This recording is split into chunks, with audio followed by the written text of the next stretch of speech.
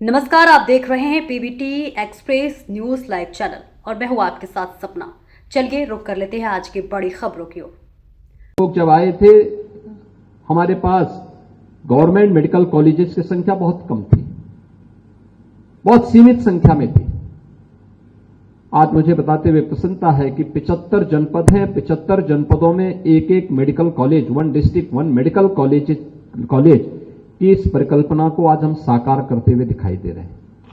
अगर जनपद स्तर पर लोगों को ये सुविधा उपलब्ध होती है तो ये मान करके चलिए कि जो भीड़ केजीएमयू में दिखाई देती है, ये भीड़ जनपद स्तर पर उसकी स्क्रीनिंग होगी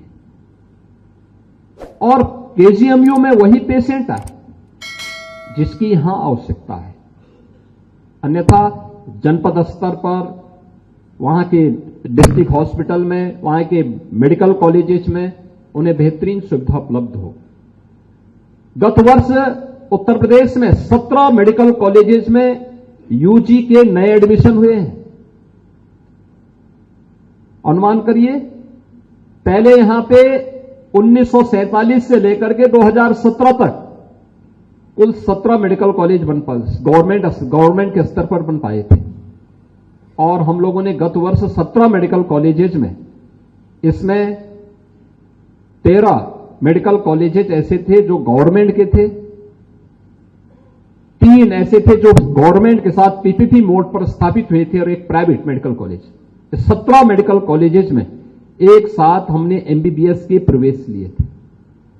इस वर्ष भी कुछ नए केंद्रों में जो हमारे राज्य मंत्री की पीड़ा थी, उनकी यही पीड़ा थी कि गत वर्ष जिन 17 मेडिकल कॉलेजेस में एडमिशन हुई थी, अमेठी में भी होना था लेकिन वह एडमिशन नहीं हो पाया। संभवतः इस बार एनएमसी ने वहां का पहले चरण में उसको मान्यता देने की कार्रवाई को आगे बढ़ाया है और मैं मानता हूं कि इस वर्ष अमेठी मेडिकल कॉलेज में भी एडमिशन हो पाएगा।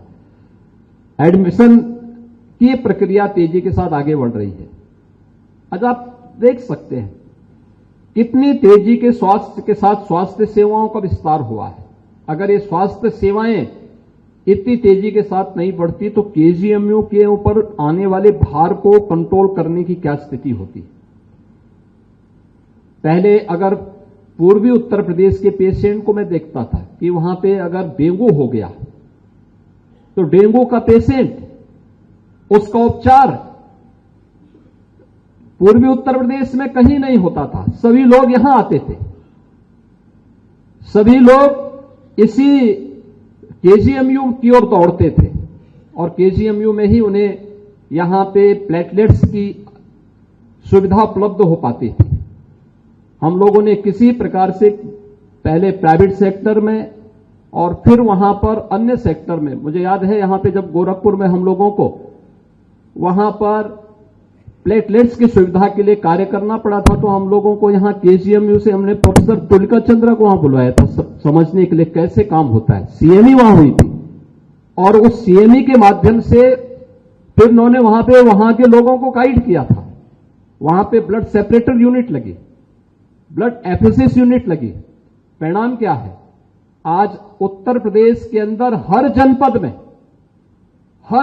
में आज डायलिसिस की सुविधा भी है, प्लेटलेट्स की भी सुविधा उपलब्ध है और संचारी रोग को कैसे नियंत्रित किया जा सकता है। इंसेफ्लाइटिस उसका एक उदाहरण आपके सामने है।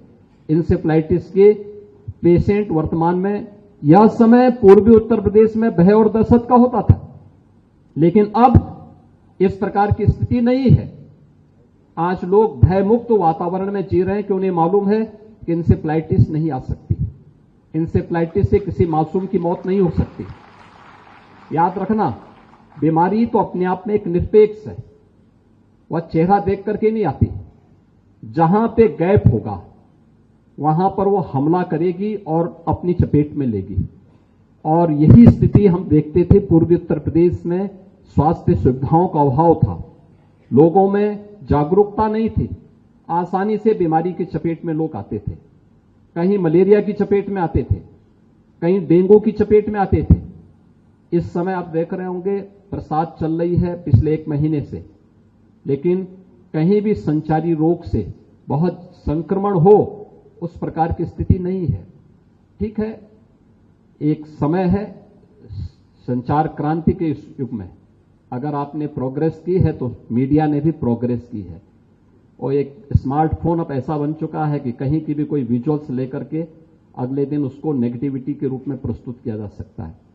लेकिन एक नई प्रोग्रेस जो हुई है, जो चीजें देखने को मिल रही हैं, उसको हमें और बेहतर तरीके से आगे बढ़ा करके जन सुविधाओं को कैसे हम और बेहतर कर सकते हैं, इस दिशा में एक टीम भावना के साथ जब हम कार्य करते हैं तो रिजल्ट देता है। उस परिणाम को आगे बढ़ाने के लिए हम सबको मिलकर के कार्य करना होगा। आपकी कुलपति जी कह रही थी कि हमें जगह की कमी है। हमने तो केजीएमयू को बलरामपुर में एक सैटेलाइट सेंटर स्थापित करने के लिए दिया था, और आज भी मैं कह रहा हूं कि वहां मेडिकल कॉलेज हम लोग इस सत्र में, अगले सत्र में हम लोग प्रारंभ कर देंगे।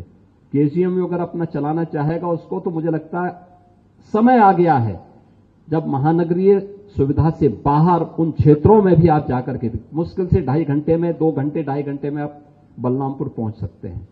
और उस सेंटर में आप देखेंगे तो वह सेंटर ऐसी जगह पे है, भले ही आप वहां पे कुछ नहीं कर पा रहे हो, लेकिन हम लोग बहुत अच्छा ऑपरेशन वहां चला रहे हैं इस समय।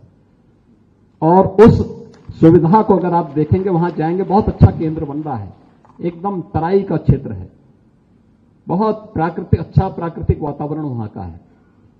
और उसे हमें श्रद्धेय अटल बिहारी वाजपेयी जी, जो देश के प्रधानमंत्री के रूप में जिनकी पहली कर्मभूमि बलरामपुर रही है, हमने उसी रूप में उस मेडिकल कॉलेज को हम वहां पर आगे बढ़ाने का कार्य कर रहे हैं। केजीएमयू इस दिशा में आगे बढ़े। मुझे अच्छा लगा कि गत वर्ष केजीएमयू ने यहां पर अपने फैकल्टी की बड़ी समस्या का समाधान किया है। आज नर्सिंग में और पैरामेडिकल में भी उत्तर प्रदेश के अंदर नए नए नर्सिंग कॉलेजेस स्थापित हो रहे हैं। होता क्या था, मेडिकल कॉलेज तो कभी बन भी जाता था, लेकिन नर्सिंग की तरफ या पैरामेडिकल की तरफ हम नहीं देख पाते थे। आज इस दिशा में भी कार्य प्रारंभ हुआ है, बहुत अच्छे काम प्रारंभ हुए हैं, क्योंकि पूरा बैकबोन मेडिकल हेल्थ की तो नर्सिंग है, और नर्सिंग सेवा जितनी मजबूत होगी हम उतने बेहतर परिणाम देने में सफल हो सकते हैं। और उस दिशा में भी जो कार्य प्रारंभ हुए हैं, यह एक अच्छी दिशा में किए जाने वाले प्रयास का हिस्सा है। जितना भी हमारे पास मैन पावर का गैप हो, समय से विश्वविद्यालय को आगे बढ़ाना चाहिए, उसकी पूर्ति समयबद्ध तरीके से कर लेनी चाहिए, क्योंकि रिजल्ट देना है तो हमारे पास टीम होनी चाहिए, टीम वर्क भी होना चाहिए। वह परिणाम में अपने आप अपनी मेहनत से उसे बदल देगा। हम समय की गति के अनुरूप अपने आप को तैयार करें, इस विश्वास के साथ आज यहां पे 1000 करोड़ रुपए की लागत से जो ये उपहार केजीएमयू को और इसके माध्यम से प्रदेशवासियों को प्राप्त हो रहा है, इसके लिए केजीएमयू परिवार को बधाई देता हूं, प्रदेशवासियों को भी बधाई देता हूं। विश्वास करता हूं केजीएमयू अपनी इस गौरव